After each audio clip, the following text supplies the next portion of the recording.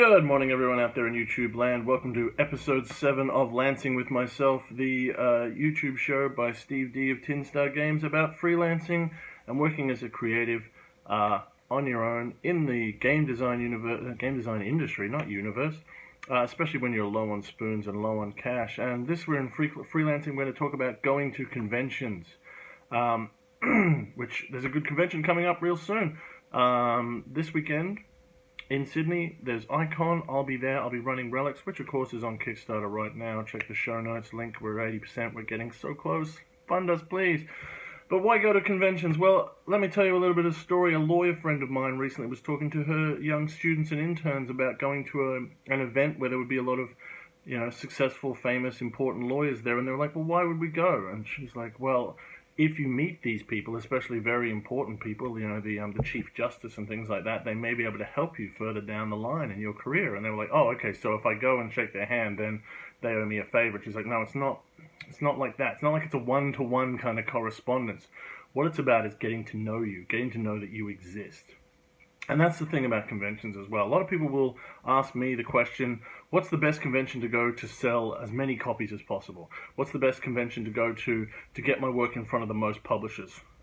What's the best convention for this game or that game? And the answer is, like, these are good questions and there are answers to those questions, but really you want to be going to as many conventions as you possibly can.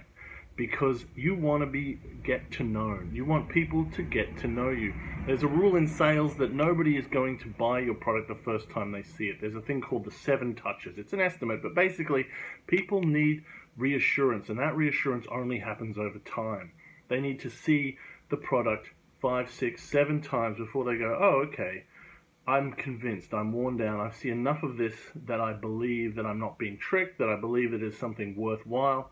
And obviously sometimes that's an illusion. But in this case, your product is not always your game. Your product is you, especially when you're a freelancer and a creative and an independent company designer, right?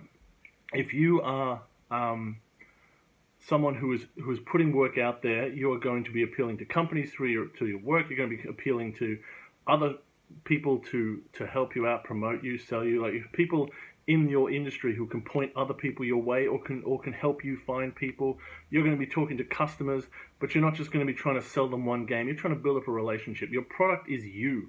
You are what you're selling, and the only way to sell that is to be out there and meeting as many people as possible. And obviously different cons have different scenes. There's going to be some things where nobody will be interested in your kind of product, but if there's anything there that they sell that or deal with or play that is in your area, then you want to be there because you are selling yourself to the community, and you're selling yourself by being there at as many places as possible, as often as possible, over and over again, until people just get a sense that you are a pillar of the community. You are someone who is always there and always reliable, and that means that your games will have a better reputation. Publishers and other designers will see you as someone who is putting in the work, who is professional, who is always reliable, and customers will see you the same way. So you want to go out and go where the people are. You want to shake hands, talk to people. I've launched Relics just last week, and more people are saying to me, oh, I saw you at this con, I saw you at that con. The great successful games out there, the great successful game designers I know have really good con presences. They go everywhere they can, they sit down, they play their game, they leave a personal impression. And it's really, really true with games, because games are experiences. Games are not ultimately things. We are, in fact, selling people an experience. And if possible, we can share that experience with them, playing the game, showing them bit by bit. But even if we can't do that, what we're selling is an experience, and we sell that experience person to person. You can't sell an experience with just a thing. You have to share it to someone voice to voice. If one of your friends goes to Paris, you don't want to see their souvenirs, you don't want to see their pictures. What you want to do is hear their stories. You want to see the light in their eyes light up when they remember things. They want to hear the laughter bubble out when they talk about a thing that happened. You can only get a share of an experience voice to voice. And that's important for selling your product as well, is telling people about the experiences you had, the excitement you have when you play it, when you design it, infecting them with that experience, and hopefully giving them experiences that they can take away and infect as well. So if you're trying to sell something, You need to be where the people are, and you're trying to sell yourself. So you've got to go where the people are.